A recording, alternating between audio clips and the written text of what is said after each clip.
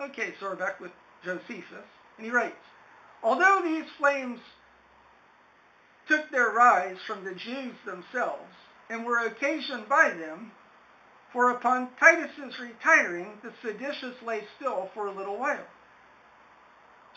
Josephus recognizes when the temple was destroyed by the king of Babylon destroyed it himself, or by sending armies. In this case, it was the Jews who had set the temple on fire. It wasn't a foreign king, it was the Jews. And then attacked the Romans again, when those that guarded the holy house fought with those that quenched the fire that was burning in the inner court of the temple. So, when the Romans tried to quench the fire, who fought the Romans? Who stopped the Romans from putting the fire out? It was the Jewish people, the people fighting in the revolt. But these Romans put the Jews to flight and proceeded as far as the holy house itself, at which time one of the soldiers, without staying for any orders, and without any concern or dread upon him, at so great an undertaking, and being hurried on by a certain divine fury, snatched somewhat out of the materials that were on fire, and being lifted up by another soldier, he set fire to a golden window, through which there was a passage to the rooms that were round about the holy house, on the north side of it. As the flames went upward, the Jews made a clamor, such as so mighty an affliction required, and ran together to prevent it. And now they spared not their lives any longer, nor suffered anything to restrain their force, since that holy house was perishing, for whose sake it was that they kept such a guard about it.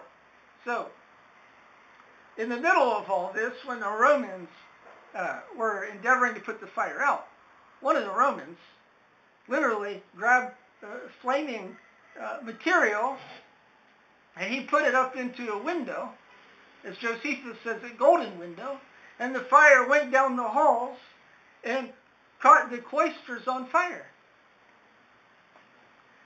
Josephus says, and now a certain person came running to Titus and told him of this fire, as he was resting himself in his tent after the last battle, whereupon he rose up in great haste, and as he was, ran to the holy house, in order to have a stop put to the fire.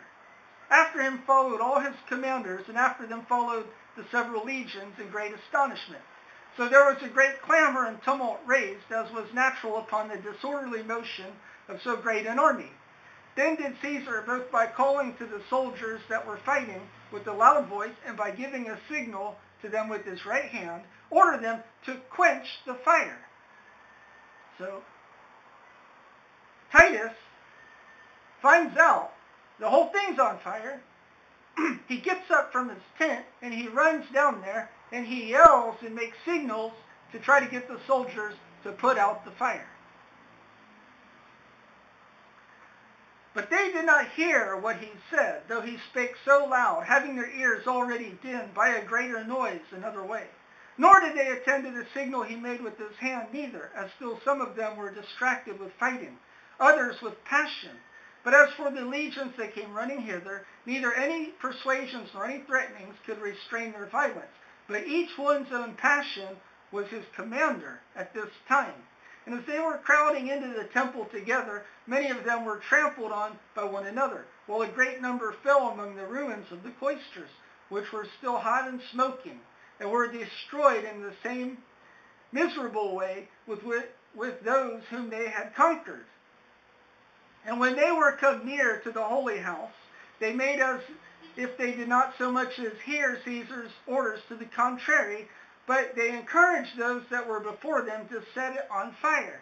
So now, the commander, Titus, is trying to signal his soldiers to put the fire out. And being aroused with passion, they continue to spread the fire and to make it burn.